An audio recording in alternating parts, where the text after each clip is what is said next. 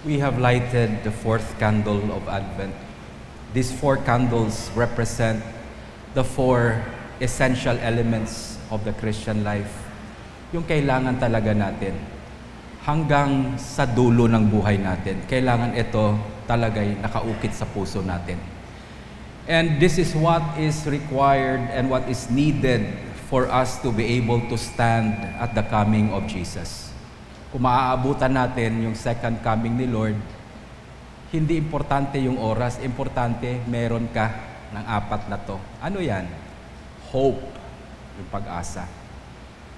Regardless of the circumstances, even when things are not going the way you want them to go, you continue to hope. Okay? Check and evaluate your heart. Meron ba ako niyan? Okay? The second thing is faith. Now, faith is important because that is how we receive things from God. Kung meron tayong hinihingi kay Lord, nakakarating po yan sa atin kung meron tayong pananampalataya. That's why it is important that we have faith in our hearts. Okay? We cultivate that. We culture that faith every day in our life. The third is joy. Like I've said, joy is the strength of our life. Amen? So pag wala na tayong joy, nanghihina po tayo. Okay? That is very important because as we continue to wait for the coming of Christ, as we continue for Christ to visit us, then we need to have the joy of the Lord. Amen? It keeps us strong to the very end. And today we light the fourth candle.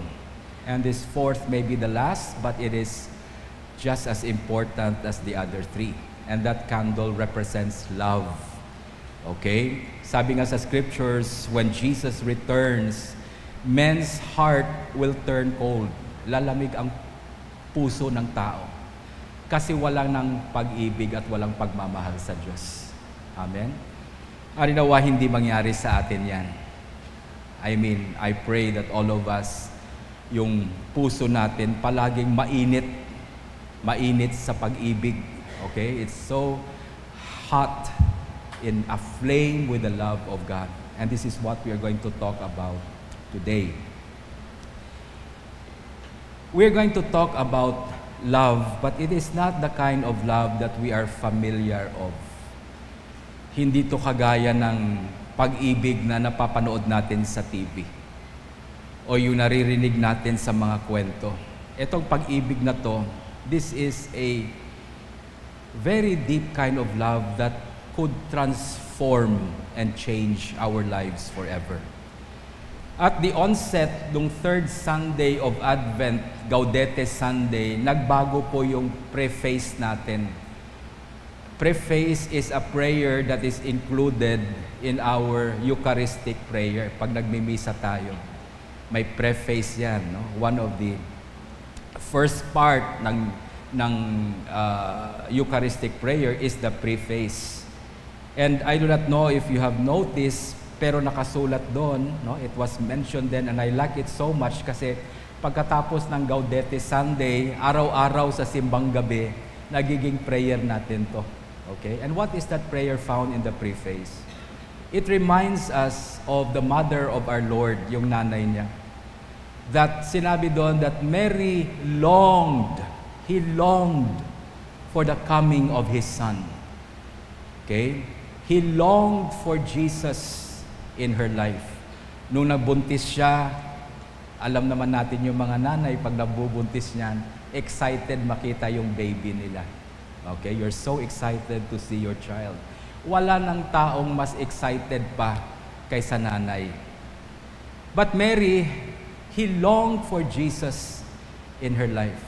And nakasulat doon sa prayer natin, he longed for Jesus with a love that is beyond telling. Okay, I don't know if you've noticed that sa prayer natin sa preface. Nung simbang gabi, araw-araw natin pinipray. You see, if we are going to wait for Jesus in our life, there should be a longing for Him. Amen? Advent reminds us to long for Jesus. etong Christmas na to na parating, marami akong nakakausap at sinasabi nila palagi, sana dumating na yung pera ko. Okay, he longed kasi may darating ayuda from the States. Okay, so yung mga kamag-anak sa abroad, ayan na, ipapadala na. Sikip na yung Palawan, masikip na yung Western Union, lahat ng pinapadala ng pera, masikip na. Mabuti nga ngayon, meron ng GCash. Okay? Kahit sa bahay ka lang. Some people long for the gifts that they're going to receive. Nakakausap ko yung mga bata, excited yung mga bata. May nagtanong nga sa akin kagabi, sabi niya, kailan pa ba ang Christmas, Father? Sabi ko, bukas na. Christmas na bukas. Sabi ng bata sa akin, you know, nakita ko yung itsura niya, akala ko may sakit, no? He really longed. Sabi niya, so bakit excited ka sa Christmas? Tinanong ko yung bata. Sabi niya, kasi ang dami kong regalo nakikita ko na sa Christmas tree. Okay? Bawal lang buksan. We long for so many things in our life. Some people long for friendship. Some people long for relationship to bloom. But as God's people, there is a longing that we should cultivate, and it is for the longing for Jesus to enter into our life. The longing for Jesus to be a permanent, okay? A permanent resident in our life. Kasi minsan si Jesus, pinapapasok natin kung may oras tayo. Pinalalabas natin pag busy tayo. Kaya yung Panginoon natin, labas-pasok lang sa buhay natin. I pray that we will cultivate a longing for Christ, that He will stay with us forever. Yun yung pangalan niya, Emmanuel.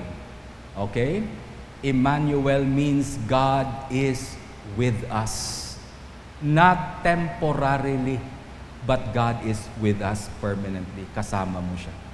Kaya if we begin to realize this, merong isang bagay na imposible sa isang Kristiyano. Imposibleng mag-isa ka. Because you can never be alone anymore. Because your God is always with you. Kasama. You may not feel Him, you may not see Him, you may not smell Him, you may not hear Him, but it never denies the truth and the reality that God will always be with you. Amen? Again, let us remind each other, tell the person beside you, the Lord is with you. Amen. Okay? So, wag nating kalimutan yan. So, God with us, and so we should long for this God to be with us always. Ang sinabi dito, Mary, He longed for His Son. Okay? He longed for His Son with a love that is beyond telling. If we are going to long for Jesus, long for Him with love. Hindi lang yung naglulong ako kay Lord kasi may hinihingi ako kay Lord. Okay? You have to long for Him because you love Him. Mahal na mahal mo siya. Iniibig mo siya. Okay? And we should learn to cultivate a love for Jesus. A love that is beyond telling. Anong ibig sabihin ng love beyond telling? Love that no words can describe. A kind of love that you could not tell with words.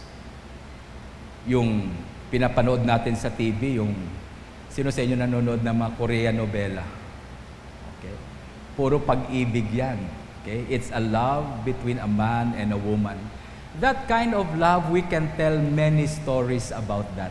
Marami tayong kwentong ganyan. Kwento ng pag-ibig ng isang lalaki sa babae.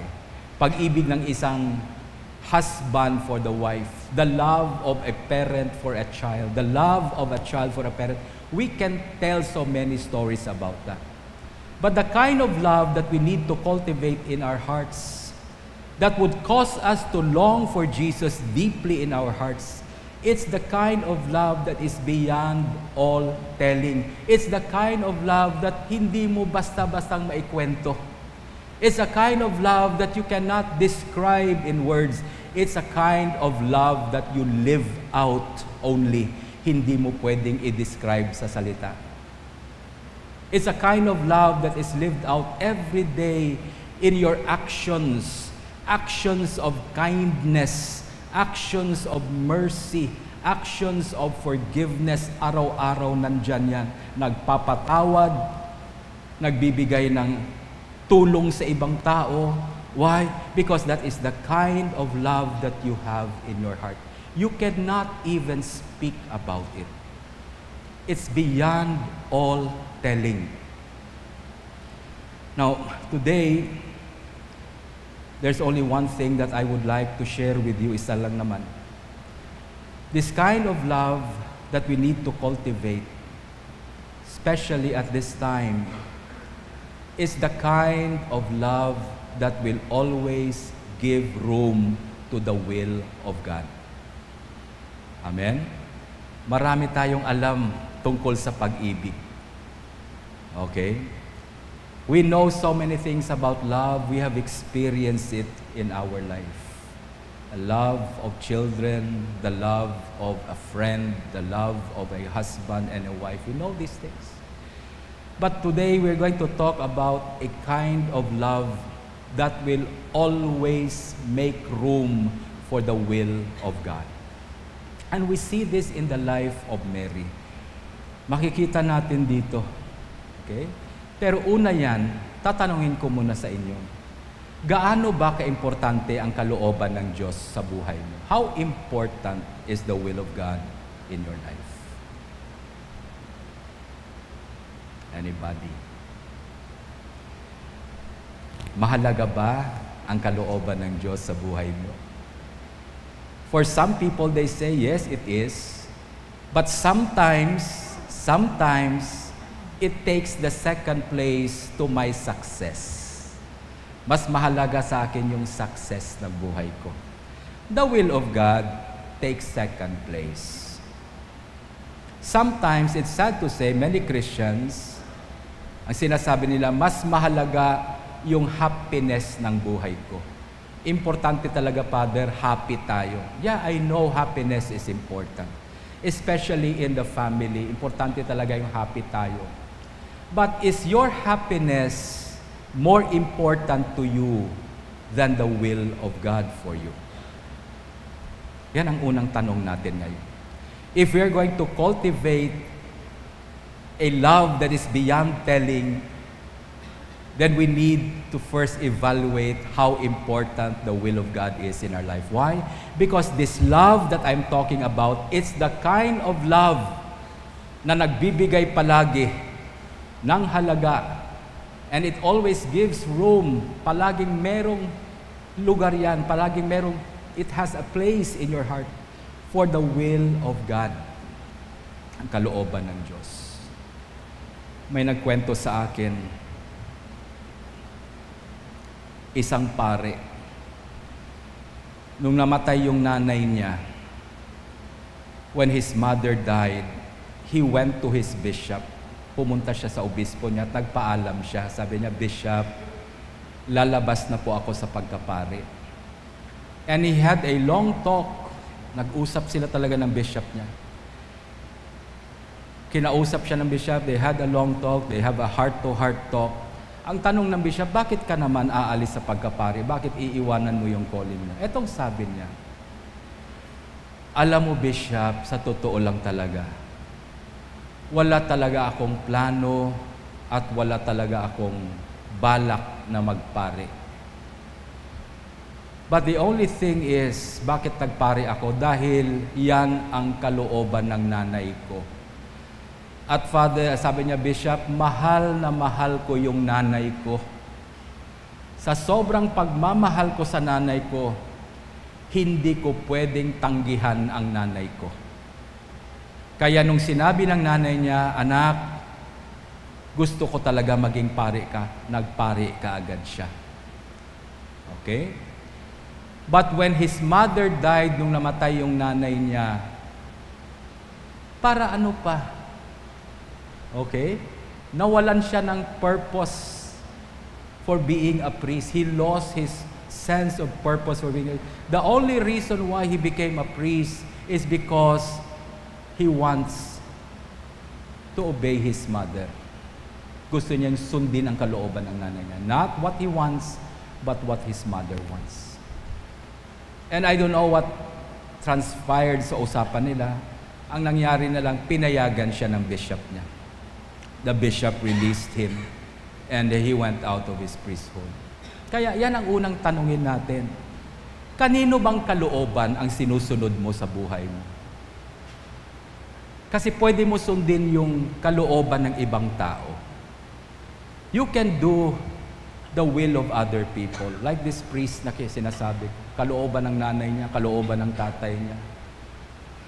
Maraming mga bata ngayon, nag-aaral, ang mahal pa naman ng tuition. Kukuha ng pagka-abogado, kukuha ng law, kukuha ng medicine. Pag-graduate nila, tapos na, graduate na, pumasa na sa board, nandun sa bahay, nagdidilig ng halaman. At tatanungin, ba't hindi ka nagtatrabaho? Doktor ka, di ba? Oo. Ba't hindi ka nagtatrabaho, iho? Ba't ka nagdidilig ng halaman araw-araw? Kasi ito talaga ang gusto ko. Gusto ko maging gardener.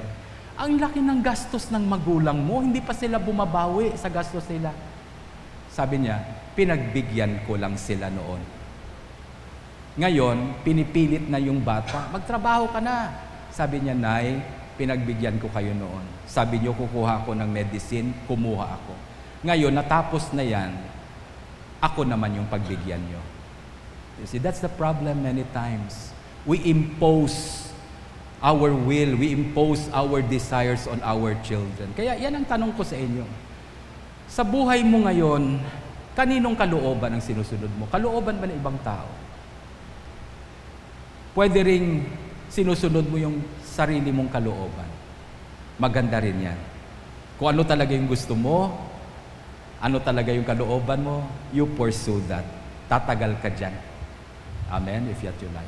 But there is a third thing that I would like us to understand. And this is most important. Susundin natin ang kalooban ng Diyos. So you can obey and follow the will of others. You can pursue your own will. But the best thing in our life as God's people is we do what God wants for us. Question. Nagtanong na ba kayo sa Diyos kung anong kalooban niya para sa iyo? Etong Advent na to, sino sa inyo nagtanong kung anong kalooban ng Diyos para sa buhay? Too often we are afraid to ask. Kasi minsan, ang gusto talaga natin maging masaya tayo, happy.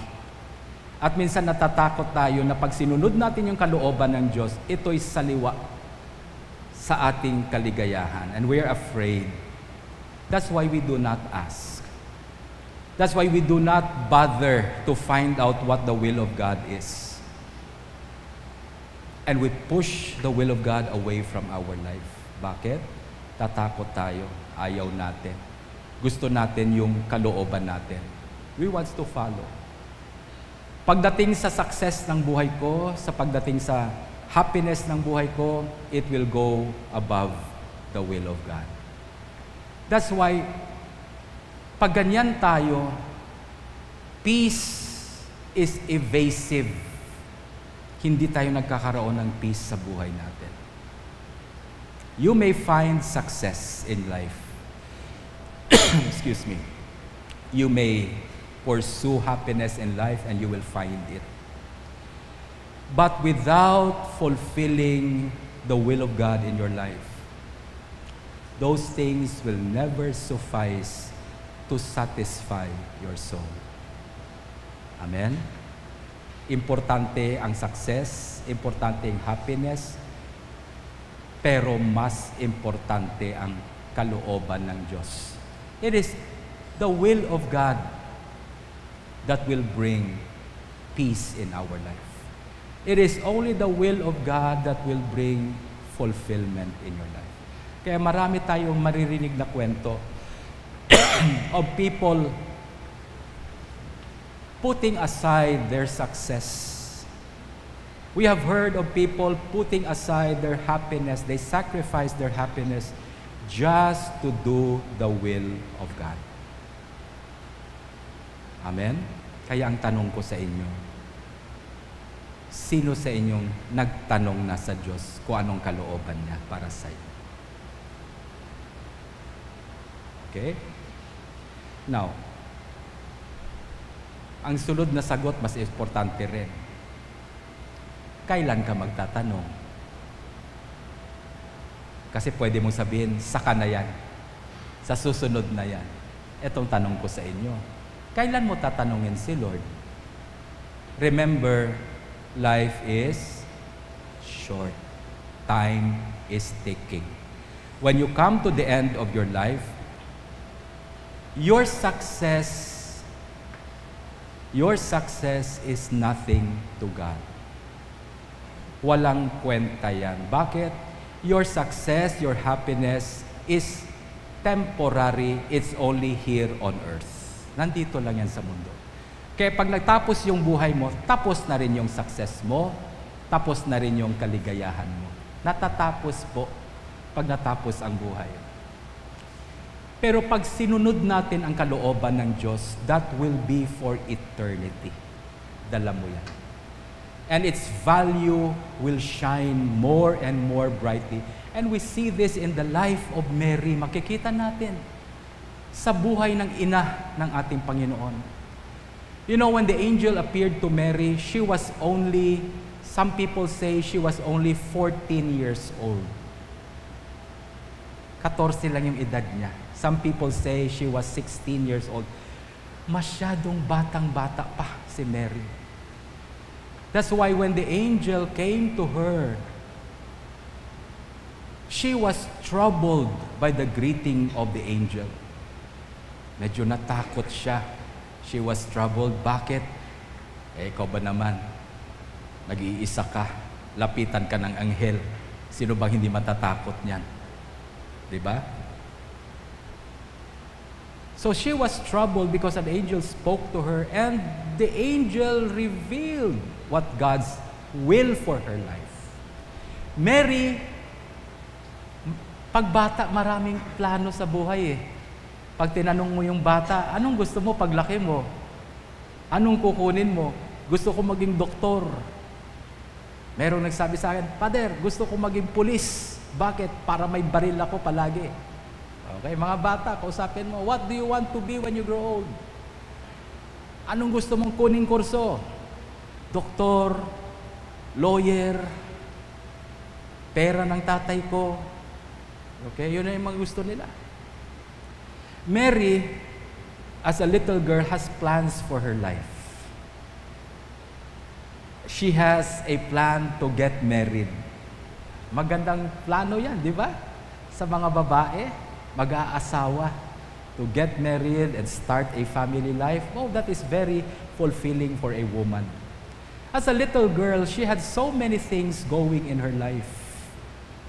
Ang dami niyang plano, ang dami niyang pangarap sa buhay. Then an angel came and said, Mary, you're going to get pregnant. Mabubuntis po kayo. And it shattered all her dreams, all her plans. Masisira dahil sa kalooban ng Diyos.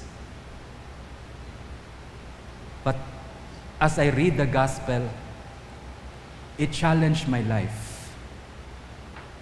It brings so much challenge to me. Etong sabi sa kanya ng angel, you're going to get pregnant. And Mary inquired. Tanong niya sa angel, how can this be? Paano mangyayari to? Sabi niya, I have no husband, I'm a virgin, so how can this be fulfilled in my life? She did not say no. She did not say, I will think about it. Right there and then, sabi niya, anong gagawin natin, Lord? Anong gagawin mo para malalaman ko rin kung anong gagawin ko? What will be my part? Automatically, she said, okay. Why? Because Mary is a picture of a person who truly loves God.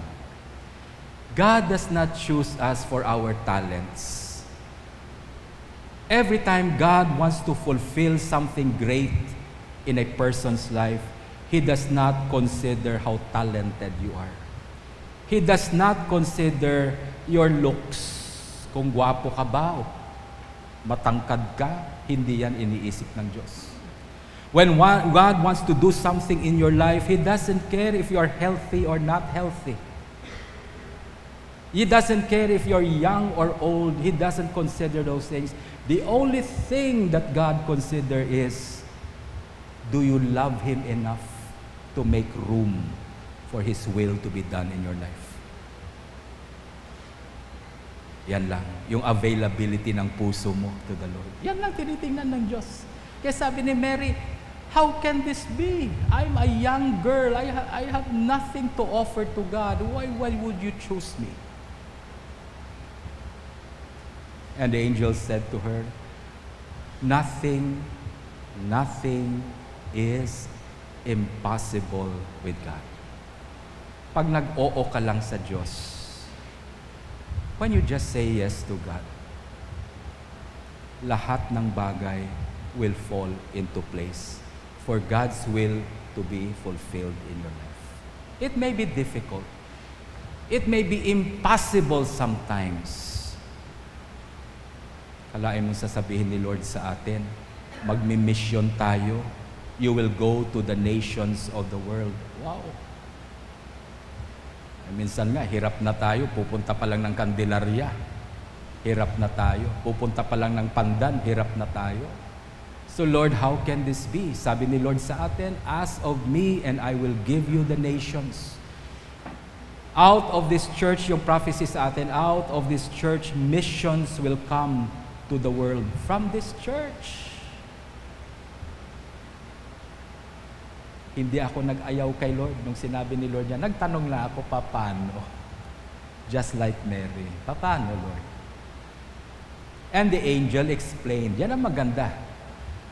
Pag yes na yung puso mo, pag yes yung puso mo kay Lord, you will understand. Pag hindi ka nag-yes kay Lord, ay maraming bagay sa buhay hindi mo talaga maintindihan. You will never understand. But when you say yes to God and make room for His will, there are things in your life that you will begin to understand. Bakit nahulog ako noon? Bakit ako nag-fail? Bakit ganito? Bakit namatay yung tatay ko? All those things, you will begin to understand. So you will appreciate the plan of God for your life. Talagang inarrange ni Lord yan. Perfect yan para sa buhay. And the angel explained to Mary, sabi niya, what you are going to have in your belly is not going to come by the seed of a man, but the Holy Spirit Himself, the Spirit of God Himself will overshadow you, will give you the ability. The Holy Spirit Himself will enable you to bear a child. With man, it is impossible, but not with God. All things are possible with God. Nung in-explain ng angel sa kanya, and she understood, you know what Mary said? A little girl, you know what she said to God? Be it done to me according to your word. Or in other words, let your will be done to me, O Lord. Wala nang takot, wala nang pag-alala, wala nang dalawang isip. Why? Because she loved God. Amen? This is the kind of love that we need to cultivate. A love that is beyond telling. Hindi to napapanood sa TV. Hindi to yung pag-ibig na pwede nating ikwento. This is a kind of love that is so deep enough that God's will always take place, first place in your life. Yes, may takot. May mga sacrifices. Yes, there will be sacrifices. Maraming nag-i-invite Father John, bakasyon ka dito sa Christmas. All expenses paid. Bayad lahat. Hotel mo lahat. Bring your family. We will pay for every bakasyon ka. Christmas? Yung pare pag Christmas, saan yan? Ha? Sa simbahan ang lugar ng pare.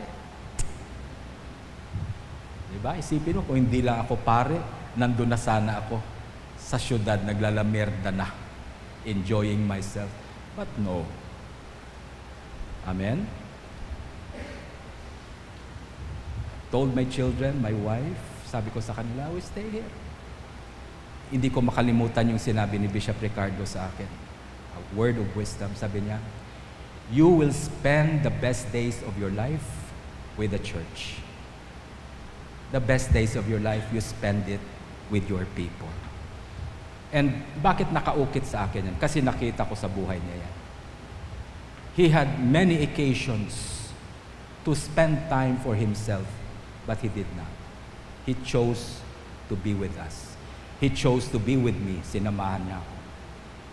You see, that's how it is when you love God. I pray that in this Advent, ilang araw tayo, nag-prepare, siyam na gabi tayo nagigising ng maaga, just to prepare our hearts to long for Jesus. I pray that we cultivate this kind of love. And that love can only come by prayer. Amen? That love can only come by prayer. By constantly conversing. Yan ang ginawa ni Mary. Kinausap niya ang Diyos palagi. Kinakausap niya ang Diyos kahit saan ka. Kwento nga ng isang kaibigan ko, sabi niya, pag nasa field daw siya, ito imaw saan ang umahe, sabi niya habang naglalakad siya, kinakausap niya si Lord. Sinasabi niya, Lord, tulungan mo ako.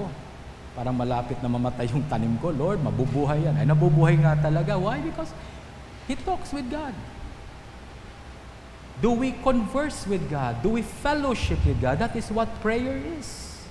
It is not a religious exercise. Prayer is what friends do. Kung kaibigan mo ang Diyos, nag-uusap kayo ng Diyos. Okay?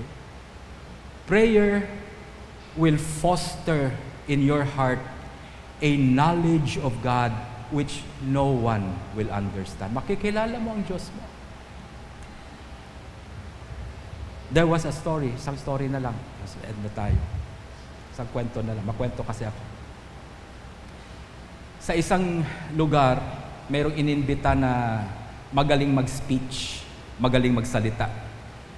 He was an orator. Orator is magaling talaga magsalita, maganda yung boses, maganda yung speech. He has a way with words.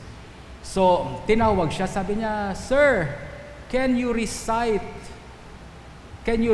a poem for us? So, he is well known all over the world, magaling na speaker. So, tumayo siya. When he stood up, lahat ng tao doon sa lugar na yon nakikinig sa kanya. Alam mong sinabi niya, The Lord is my shepherd. He makes me lie down in green pastures. He recited Psalm 23.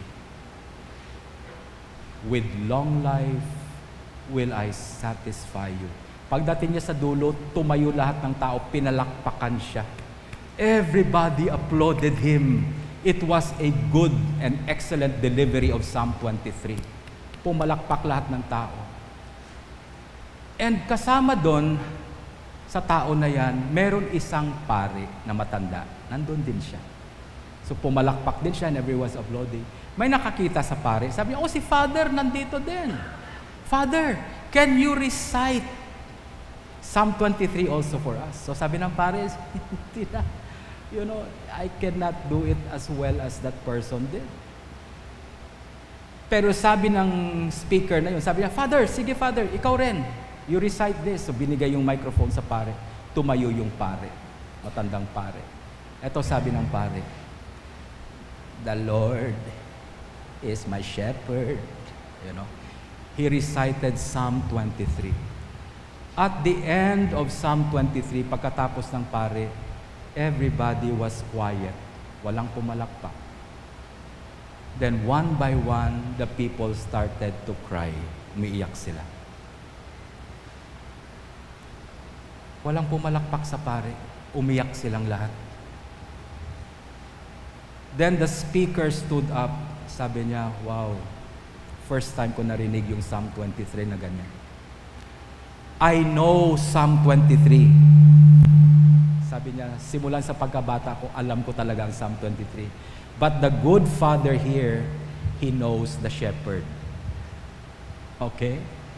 Alam ko yung Psalm 23, pero itong pari na to, kilala niya yung shepherd. It's like that when you are in relationship with God, when you talk to God every day. It transforms your heart, changes your heart.